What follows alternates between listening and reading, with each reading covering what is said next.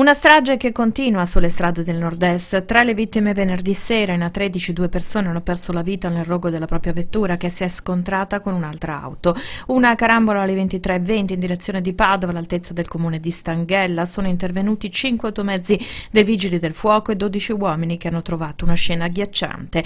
Una Seat Altea rovesciata in un fossato con a bordo una persona che è stata tratta in salvo e grave ma viva ed una Suzuki Vitara in fiamme lungo la carreggiata. All'interno due corpi carbonizzati. Ancora poco chiara la dinamica dell'incidente. L'autostrada è rimasta chiusa per ore, non ancora identificate le vittime.